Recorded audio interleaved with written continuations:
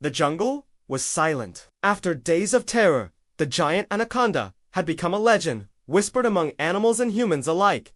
But every story must reach its end. The river, once the snake's hunting ground, was shrinking from the dry season. The anaconda grew weaker, slower, and more desperate. Smaller creatures that once hid from its deadly coils now moved about freely, sensing the predator's fading strength. Each day, the whispers about the mighty serpent grew louder. Villagers spoke in hushed tones of its enormous size, its cunning, its ferocity. Fear was their only companion in those shadowed evenings when the jungle came alive with eerie sounds. And then there were the footprints by the river, clear signs of the monster's presence, reminding them of the danger that lurked in the murky water. One night, drawn by instinct, the beast returned to the heart of the jungle, where it had first risen to power. It was here in this labyrinth of trees and vines that the anaconda had grown, hunted, and thrived.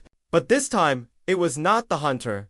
It was being hunted. A group of men, their faces grim, their eyes burning with a mixture of fear and determination, tracked the serpent through the shadows. They were farmers, hunters, men who knew the jungle like the back of their hands. They were led by Miguel, a man whose father had disappeared into the river years ago. He believed, or perhaps hoped, that the beast was responsible, and he was determined to end its reign of terror. Armed with machetes, spears, and guns, they were ready to face the legend. The jungle floor was a battlefield of tangled roots and thick undergrowth, but the men moved with practiced ease. Their steps were soft, their movements precise, befitting warriors on a sacred quest. Suddenly, the ground shook with a deafening crash. The anaconda had coiled itself around a massive tree, its scales glistening like armor under the pale moonlight. It reared its head,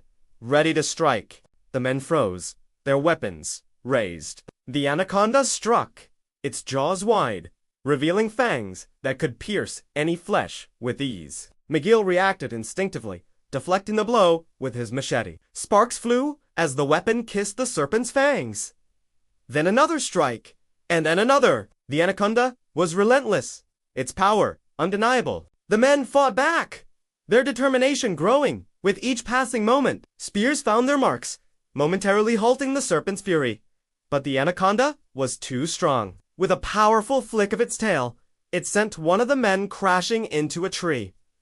Fear tightened Miguel's throat. This was a fight for survival, for justice, for their very souls. The moon climbed higher in the sky, casting long, eerie shadows that danced to the rhythm of the battle. Water splashed as the anaconda twisted and turned, its massive form a blur of muscle and scales. Vines snapped, trees swayed, and the night echoed with the roars of the serpent and the screams of the men. But as the hours passed, the anaconda's movements became slower, its strikes less forceful. It was tiring, and with each passing moment, its grip on the jungle's heart grew weaker. Then, as if sensing its impending doom, the giant anaconda unleashed one final burst of energy. It lunged forward, its jaws open in a silent snarl, and collapsed with a deafening thud that shook the very foundations of the jungle. Silence fell once more upon the emerald canopy. The men stood panting,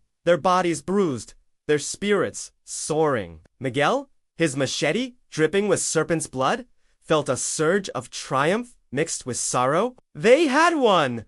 But at what cost? News of the fallen giant spread like wildfire through the jungle, reaching the ears of every creature great and small. The reign of terror had ended. The giant anaconda, ruler of the river, had fallen. Yet its story did not die. 4 generations, the villagers would tell tales of the beast that once haunted the Amazon, its spirit still lingering in the dark waters, waiting, watching, ready to rise again.